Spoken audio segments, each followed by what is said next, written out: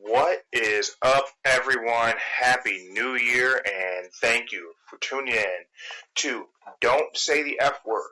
We are a pro wrestling and combat sports podcast, and we do not use the F word when we talk about professional wrestling.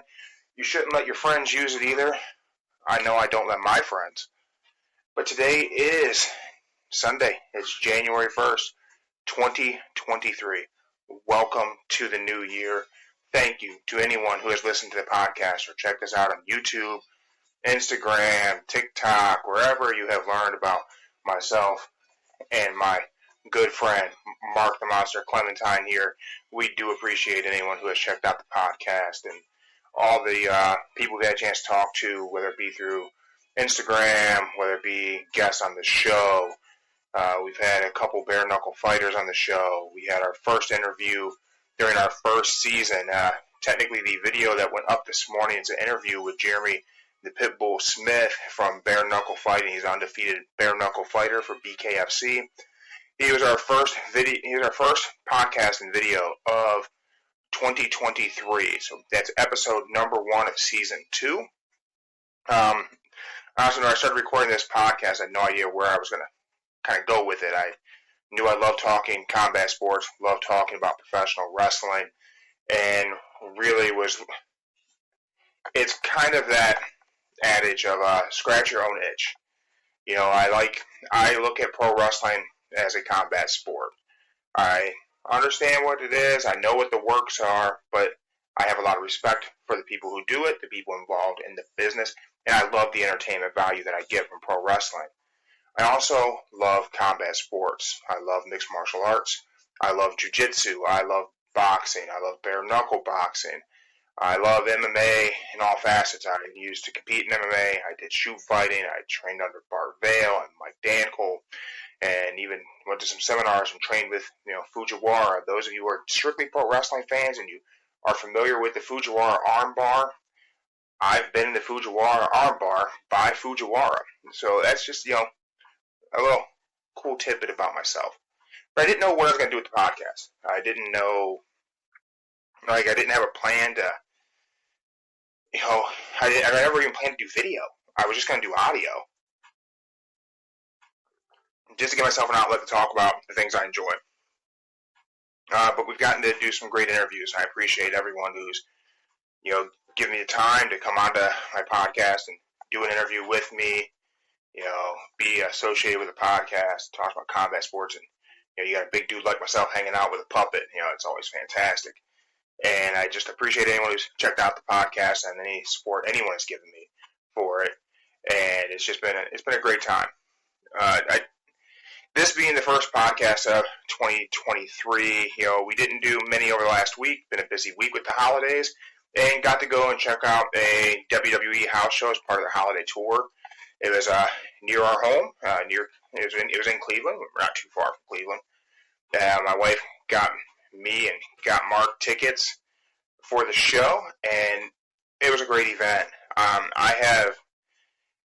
wife has taken me to a lot of wrestling events. I grew up getting to go to a lot of them when I was really young. As got a little older, life happens in families, and the funds weren't there to attend many wrestling shows.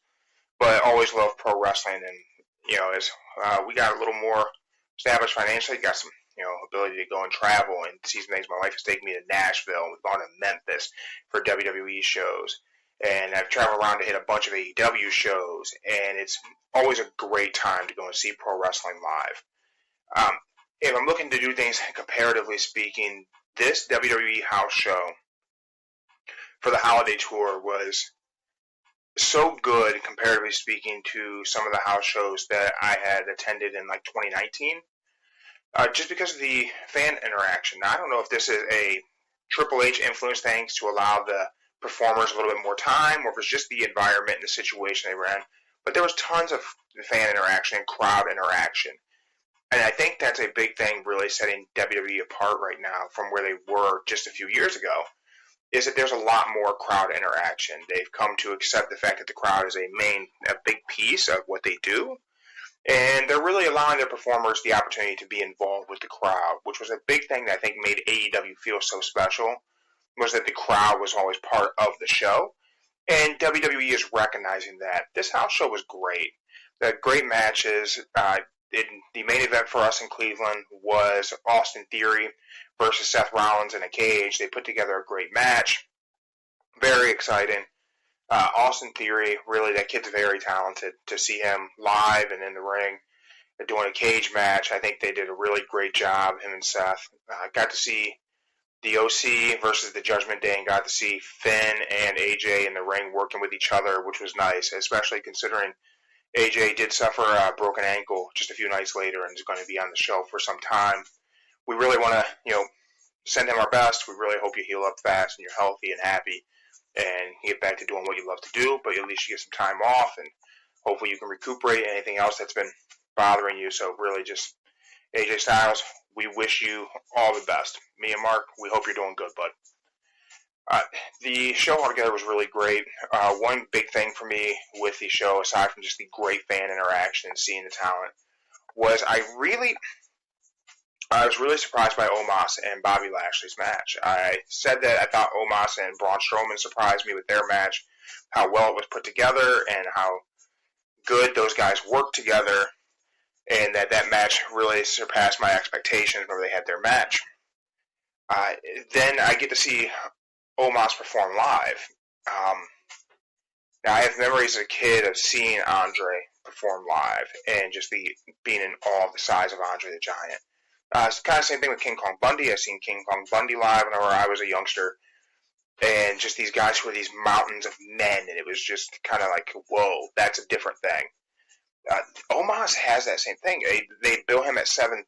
He looks enormous in person. They do a lot of things on TV to kind of give you that perspective. Somehow, WWE's production of it, they're really not doing him justice because it really is breathtaking that he's head and shoulders so far above everything else in the arena. Like, he should be... They really need to look at... I know you can't do him exactly how Andre has done, but he really needs to be treated special. And I really hate that he kind of has a little bit of a stink on him from being so green when they put him on TV. But the guy, I mean, really, him and Bobby did a great match. And he's really coming into his own as being the big man. And just there you go. Little cameo for the cup my wife made for me for Christmas. Cool little new Don't Say the F Word logo with me on there. So that's pretty cool. It's also what I'm rocking on my shirt. We'll get close with that in a minute, but anyway. But Omos, I think he could really be booked as like a really effective giant. He looks like he's really putting in the work to showcase his skill set and things he's learning and picking up. I know Kevin Nash has worked with him in the Performance Center, so I think that he's really learning how to be that kind of more athletic big man. Not that Nash was ever a super athlete by any means.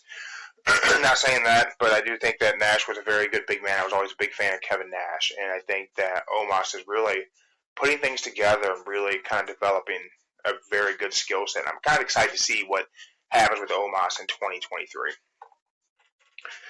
Speaking of, being excited to see some things in 2023, as we came to the end of the year, everybody who does anything involving pro wrestling, it's always their end of the year awards and podcasts, want to put out an end of the year awards. And I thought about doing that. I actually put some stuff together, had some things written down. I'm like, that's silly. Like, I'm a small podcaster. Nobody really cares about me giving you I think you were match of the year, and whatever. So I started just sharing things other people were doing. Because to me, like, I'm going to be in agreement with most of those things. Especially being a kind of I'm a pro wrestling and combat sports nerd. So these things that are the marquee things that a lot of people see are things I see. I'll dig a little deeper and see some obscure stuff. But at the same time, your things that are mainstream are things that are usually your top shelf stuff. So I started thinking about, I'm not going to do that. I'm not going to do an end of the year thing. I'm not going to do a wrap up and a recap. I'm going to let WWE recap their own product. Like they're going to do it better than I ever could anyway. So how am I going to kick off new year, new season? First episode for season 2, which wasn't sure I was ever going to do a season 2. This podcast, great interview with Jeremy Pitbull Smith from BKFC. This year's episode 2. This is the first one of me just kind of shooting the shit with you guys. I kind of want to talk about what I think is going to happen in 2023. I think there's an opportunity for a lot of great stuff this year. This will be the first calendar year of Triple H's WWE. This will be the first calendar year of a full-on year post-Cody Rhodes AEW. And I think that's important because I think it's a very different product, as I've mentioned in other episodes. So I'm just going to hit a few predictions here in this episode of things I think we're going to see in 2023. So that way I have a reference point come the end of this year. So I can circle back and see, was I right? Was I close to right? Did I maybe speak something into truth? If you notice, sorry, if I'm glancing off here, I'm watching some submission grappling. They had a subversive event on Fight Plus. So it's, I think it's, they're playing as like Brazilian Jiu-Jitsu versus MMA. Just a lot of great submission grappling guys on there. If you dig submission grappling and any combat sports, being subscribed to Fight Plus is really way to go. It's like $5 a month, and you get tons of stuff to watch. And I don't even know if you can ever keep up with everything, but it's a great spot to catch BKFC. It's a great opportunity to watch GrappleFest. GrappleFest 14 happened a few weeks ago. GrappleFest 15 will be coming up in April. And as we look into that, hopefully we'll be getting some of those athletes onto the show. They can kind of talk about their martial arts journey and the world of competitive submission grappling. But anyway, back to the world of pro wrestling. And I'm probably going to touch on a few more combat sports things also. Just some things that I think we're going to see in 2023. Not necessarily in any chronological order, but I do think we will be, I think we're going to see the return of Cody Rhodes in WWE, not coming back to AEW, but he's going to be back on TV. He was just on the Raw recap, the year recap, talked about his future plans and wanting the world title. And I think Cody Rhodes is going to become world champion in 2023. I know they said that there were no initial plans by Vince to put the world title on Cody. I actually think tomorrow is January 2nd. I actually think Cody's going to be on tomorrow's Raw. Whether it be via satellite or he's in the arena, I think Cody Rhodes will be on Raw tomorrow. And I think Cody will announce his entry into the Royal Rumble tomorrow. And as I look at that, I think that I'm always kind of on the fence here. Do I think Cody wins the Rumble? Do I not? You have some variables in there of if Rock comes back, Rock's probably going to go over at the Rumble. I at a point was dead set there's no way the Rock's coming back to WWE. It wouldn't make any sense, but I think there's a good chance. The reason why I think there's a good chance is his separation from DC in the DC universe and that kind of Hollywood corporate structure there. There's stuff with Black Adam and issues there, but his separation from that leads me to think maybe he doesn't have anything on deck right now, and this is the opportunity for him to come back and at least do the Road to WrestleMania run against Roman if he can win the Rumble. I think it would be great. I struggle to think Rock would be a surprise Rumble entrance, because if you could promote Rock being there, you're going to bring tons of eyes onto the product. Maybe they don't need it, and maybe it's rather build that base for Mania, which makes sense also. But I do think Cody comes back. I do think Cody is in the Rumble. I actually am going to go a little deeper into that speculation. I think the Rumble will be used to further hopefully what will continue to be a long-term feud between Cody and Seth. I think Cody will announce he's in the Rumble, and I think Seth will then follow that up with his announcement that he's in the Rumble and he wants them to be number 1, number 2. And I think that we will have Cody Rhodes and Seth Rollins number 1 and number 2 in the Rumble, and those guys will make it all the way to the end. Who I think pulls off that victory is kind of up in the air, because again, there's that variable of The Rock. There's the variable of does Cena do the Rumble, because they very much want Cena at Mania, which I will say I think Cody is back in 2023. I think Cena will wrestle at WrestleMania. And I think Stone Cold Steve Austin will wrestle at WrestleMania. Those are 3 things I think for certain. Cody champ, Cena and Austin at Mania. I think we could really build some good long-term storytelling if we implement the Cody and Seth feud into a piece of the Rumble and tie that into something going into WrestleMania. Now, if we have neither of those guys win the Rumble, Rock will win. If Rock wins the Rumble, he's solely going to get the Universal title. He will take that off of Roman if he does that, and then maybe they can retire that belt and bring us a new title. Or, that's what I think. Because if Rock takes the belt, he's not going to go on this run for the next year with a title. That's not what's going to happen with Rock. So if Rock comes back at Rumble, Rock beats Roman, Rock gets Universal title, Rock retires that title. I think if we work toward a program where it's Cody wins the Rumble, Cody faces Roman on night one for the world title because Cody doesn't care about the Universal. You can still bring The Rock in for Universal, or if Rock wins Rumble, Cody wins Elimination Chamber, Cody says, I want the world title at Mania. There is speculation the IC title will be up for grabs in the Elimination Chamber. I don't think they'll do that. I think it's going to be probably Rock winning the Rumble, winning the Universal, then Cody wins Elimination Chamber to face Roman for the world title or WWE title, whatever you want to call it, or whatever it is called. I always want to call it the world title because it is the most prestigious title in pro wrestling. There's been a lot of talk that the Money in the Bank matches will happen at Mania. So if you have the men's Money in the Bank happening night one, you have Seth win men's Money in the Bank. Cody's facing Roman in the main event of night one. Seth cashes in, as he's done before, makes this a three-way match. Cody can pin Seth and take that belt, and Roman doesn't have to take the loss. And then he can go on to night two and face The Rock under the idea that Roman Reigns is going to keep a title. And then you can tell that story. And then you can progress that story however it is you need to progress it. Which would be yet another prediction I have for 2023, the dissension of the Bloodline. I do believe we'll break up the Bloodline in a capacity where it be a turn on Roman, and Roman takes, well-deserved, much-needed some time away from TV to get people to miss him. Or they just kind of dissolve into nothingness and don't exist. I don't think that should be the answer. I think you should keep the Bloodline in full. Well, not in full, but in a capacity. I think maybe you make Solo the leader. The Rock could be the leader for a little while until he goes back to Hollywood, whatever you need to do. But we do think we have some problems within the Bloodline in 2023, especially once Roman has no belts. So I think, if we look at ideally what I see the landscape being post-WrestleMania is Cody is the WWE champion.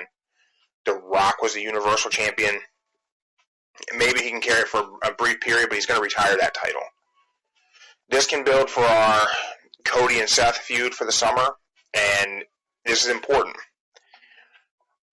Seth Rollins can never, ever pin Cody Rhodes. Roman Reigns can never, ever, ever pin Seth Rollins. These are two things that always have to remain true in pro wrestling. This is pro wrestling math. These two things need to always be there for these feuds to have the legs they need and just feel as good as they need to feel. It needs to be wrestling math worked out that way, and I think it's important. I also believe that the New Day will dethrone the Usos. I think how I would book it if I had to pencil, I would have New Day. I would have the Bloodline continuing to dismantle Raw and invading shows, very NWO-esque behavior from the Bloodline, and eventually the Usos go down to NXT, and they start roughing folks up, and they beat up the New Day down in NXT. And I think you then have the challenge issued, winner takes all the gold at WrestleMania. It could be a ladder match, I guess, if you wanted it to be. I don't think it has to be. It could just be anything. It could be just a straight-up match. It could be a best 2 out of 3 falls match. That would be kind of cool for those guys. But I think it needs to be winner takes all, Usos versus the New Day. I think the New Day needs to go over and take the belts off the Usos. Assuming he's healthy enough, I'm waving a magic wand here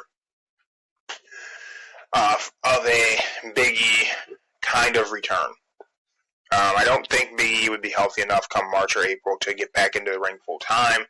The injury he had was very serious. He's a very strong, very healthy man, but I think a very serious injury. He needs to do all the things to make sure he is safe for a long, healthy, happy life. So I don't want him to rush back, but this is going to be a little touch of fairy tale dust into my fantasy booking of WrestleMania.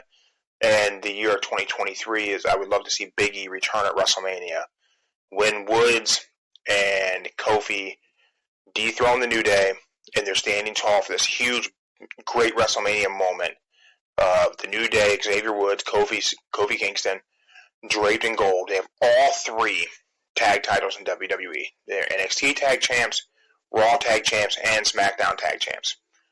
Covered in the belts, and Big E is out there celebrating with them. And it'd be great if this was a 2 out of 3 falls matchup, so this whole thing has time to kind of breathe at WrestleMania. And I know Mania is already a long show. A good, lengthy 2 out of 3 falls tag match isn't going to hurt it. You got 2 nights. Tell this story. As they're celebrating in the ring, and Big E's out there, and everyone's happy, Big E turns on the New Day. I know, it's something I've never wanted. I don't want a New Day breakup.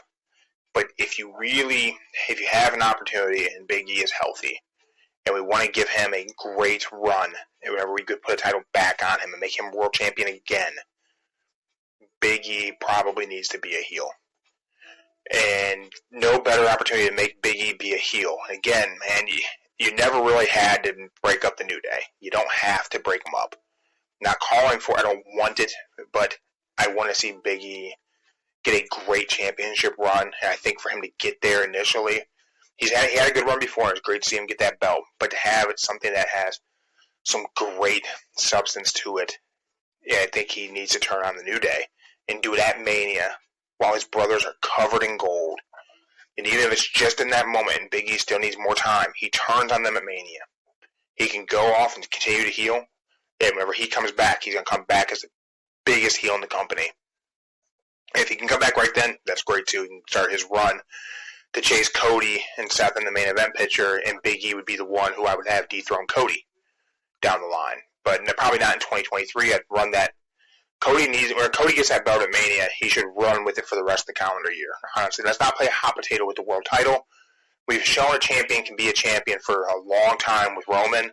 Let's continue to make our champions matter and have the titles be prestigious and have them matter. But I think you have Big E turn on him, and he ruined that beautiful WrestleMania moment. Big E could be a monster heel for several years. And then you could eventually turn him back babyface. You just need the right adversary. It's not a big deal, but you really want to hammer something home and hammer a point home. Big E, heel turn at Mania, turning on his brothers in the New Day. That would be something that would be really fantastic to see. Well, not fantastic. It'd be kind of heartbreaking, but I think it would give Big E an opportunity to have a pretty incredible run. Do I think it'll happen? No, I don't. That's me fantasy booking. That's not one of my predictions. I do think New Day, Usos eventually have a match for all the belts, but I don't think that Big E comes back and turns on the New Day, and I don't want him to. I don't want the New Day breaking up. I do think we end up with Gunther in the main event picture at some point in 2023. I don't think we put a world title on him in 2023. I would say probably more toward the end of 2024. I do think it'll be time for him to drop the IC belt in 2023 and move on into the main event scene. I do think that Gunther has a good opportunity to be a main eventer in WWE now. I was concerned initially, but with Hunter running things, I think he'll be fine. I think that CM Punk returns to AEW in 2023. There we go. Said it. If I could fantasy book it, he would do it at match 7 of the current Trios title situation. And he would cost the Elite the Trios titles. Then if he's still injured, he can kind of go away. He can just cost that and come back again. Let's pump up that rating for when he's coming back fully. But I think Punk returning to AEW is for sure going to happen. I don't think they're going to buy out his contract. They're not going to let him go someplace else. I think he did a lot of big numbers for them, and it was very good for them as far as business goes. And I think these guys can probably put their differences to the side and do some good business together still. So I think that'll be I think it'll be good for everything, honestly. I think there was a point where I felt like Punk was a cancer, as they say Jericho said to him, and I just think it was, a very bad situation around that. But I also think there's a good chance that shit was a work. I don't want to be that guy, but it wouldn't surprise me if he went into business for himself a little bit because he knew it would get a lot of attention and things just got out of hand. And the people who needed to know didn't all know, and emotions got high, and they worked themselves into a shoot. And it had all kinds of legal ramifications because people weren't communicating and they weren't handling this appropriately, which is, even if this is a straight-up shoot, that's still the issue. They weren't working together well and they weren't communicating well. But I don't know. I do think CM Punk comes back to AEW in 2023. I think Cody Rhodes becomes WWE World Champion in 2023. I think Stone Cold Steve Austin and John Cena both have matches at WrestleMania 39. And I do think that we end up with The Rock at WrestleMania. I've been on the fence on The Rock one, but I think we get it. I think they go all out for this. It's a big deal. Then I think we have the summer of Seth and Cody again, which will be fantastic. I think it'll be great. I think we're in for a fantastic year in WWE. I think we're in for a very good year in AEW, and I think Punk will come back and he will help kind of be a catalyst for that. I don't know what they're going to be able to do with Ring of Honor. I don't even have a prediction for it because I was kind of shocked at the Honor Club being the way they're going to do their weekly TV thing, but I hope it's good. I do think they actually will progress that and move the Ring of Honor weekly show onto YouTube, maybe in a week delay. I think they'll eliminate one of the dark programs on YouTube and have it be a Ring of Honor show, and maybe delay it by a week or two, maybe even up to a month, so that people can look at the backlog, but they're not current, so it'll kind of provoke them to get the Honor Club subscription to see it, live and whenever it's taking place. I think we will see a lot more Forbidden Door nonsense happening. I don't want to call it nonsense, but I think it'll be less Forbidden Door and just more doing smart business. Last night, we had Nakamura defeating the Great Muta at Pro Wrestling Noah in Japan. We have, Wrestle Kingdom event is going to have people from every promotion, kind of every major promotion. So I think we're going to see a lot more of that. I think that's a very good thing. I think we're going to see a lot of growth from our House of Glory. I think House of Glory is going to grow a lot. GCW will continue their dominance in the indie scene, which is great to see because they do put together a lot of cards and give a lot of opportunity to a lot of talent out there. I hope we see the return and a big focus on Josh Barnett's Bloodsport from GCW. I think it's a great opportunity to showcase a different style of pro wrestling and that Kumite type of presentation. I think you can see a lot of names from the world of submission grappling and maybe even some MMA people coming over and working to do that and give that a great feel because it really is great. It's not Raw Underground. Raw Underground was bad. Josh Barnett and GCW's Bloodsport has always been fantastic. Even though there's Matt Riddle's Bloodsport is just a very, very good thing. I think AEW will hopefully run with Max as the champ for the majority of the year. Maybe one drop of the title and he picks it right back up. And I think that will lead to that bidding war of 2024. I think they let him go. I think he goes over to WWE with the belt. It's probably a different prediction video, but I do think that's how I would book that. So hopefully that's how they book that. I'd let him go. Maybe let him Brian Pillman the situation and present it that way. I don't know. What else? I think we're going to see Conor McGregor will return to the UFC in 2023. Probably as a welterweight, I would guess. He is pretty bodied up. I'm not going to do the whole everybody trying to do a Liver King video and everybody wants to talk steroids. Steroids and performance-enhancing drugs have always been a part of mixed martial arts, and they always will be. Guys taking themselves out of the USADA testing pool doesn't mean they're necessarily using something, but, Conor didn't get that big on protein shakes. Didn't happen. His head changed. His head's 3 sizes larger. That's hormone replacement. That's being on gear. It's whatever you want to call it. Hey, good for him. He had a serious injury. He wasn't going to heal without it. Guys don't get that injury and be the same later on in life. It doesn't happen. I had a fight where I broke a guy's leg. He never fought again. I don't know what happened to him later on, but that's a serious injury. And the way it happened to Conor was impactful. It damaged that bone forever. You're not getting back to that by drinking whey protein and stretching. It just doesn't happen. So I'm not judging the guy for doing what he did. I'm just telling you what he did. He went to a lab. They fixed him up. He'll be back in 2023, and I'm going to gamble as a welterweight. Could potentially, maybe. I don't think he'll be middleweight. He's not that big, but I think welterweight for sure. I don't know how he's going to perform at that. It'll be interesting to see. I think we're going to see Bare Knuckle FC continue to rise. If you're a fan of combat sports, I find myself enjoying them being separated a lot, so I can appreciate each art independently. I do like MMA, and always have. I was a guy watching the UFC when people didn't know what the hell it was. But I think you'll see GrappleFest continue to put on great events on Fight Plus and Fight TV, and just really showcase a lot of the great talent in the UK in the world of submission grappling. I think you'll see some of that merge over into some of these promotions in the US. Those things will grow. I think that Bare Knuckle Fighting Championship is putting on a ton of events all over the world. And in the US, they're going to Thailand, everywhere. I think BKFC is really going to grow this year and continue their growth. And I think it's great. It's giving guys a lot of opportunity to make some money, showcase their skill set, and really kind of build another combat sports promotion in the world and in the U.S. that I think is really going to grow and do a lot of good things. Very excited for 2023 for BKFC, and just for the fighters getting the opportunity there. I'm excited for BKFC this year. It's going to be good. That's all the predictions I want to make right now, guys. A few things I just want to touch on so I can circle back and see how close I was to being right. We'll see.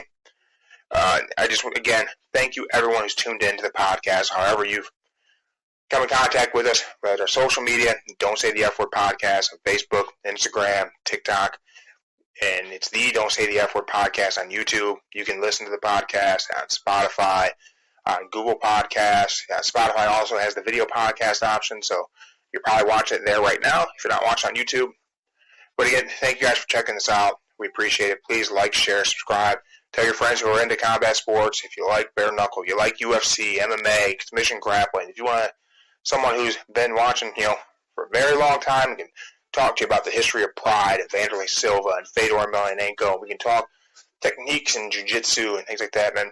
For me, my boy Mark, we're your guys, and we're here to help grow this community and grow this podcast and see what kind of great things we can bring to you in 2023. Not a prediction for me. This is a spoiler from Don't Say the F Word Podcast for all year in 2023. We're going to keep continuing to make the podcast, try and put out some great content, get some more interviews in, try to bring in indie wrestlers, BKFC competitors, submission grappling people from all over the world, reaching out to guys in the UK, across the US. I want to give an opportunity for people to have a platform. I think one of the biggest missed opportunities right now in the UFC is that people don't know these fighters. It's not, they don't know the names, they don't know them. We had a period of time in the growth of the UFC where we got to know fighters. We were emotionally attached to our George St. Pierre's, our BJ Penns, the Diaz brothers. These guys became kings of folklore in the world of mixed martial arts because we knew them. We knew their story, we knew how they got to where they are, and the struggles that they had. I want to use this podcast as an opportunity for any fighter out there, any competitor, any pro wrestler, if you're on the indie scene, wherever you're at, submission, grappling, whatever, I want to give you guys an opportunity to tell your story. Let people know about you, and let's see if we can work together to grow your brand and who you are and what it is you want to accomplish this year. So that's it. I'm Jeremy. This is Don't Say the F Word Podcast. We are a pro wrestling and combat sports podcast, and we do not use the F word when we talk about professional wrestling. You shouldn't let your friends use it either. Thank you guys, and I'll see you in the next episode.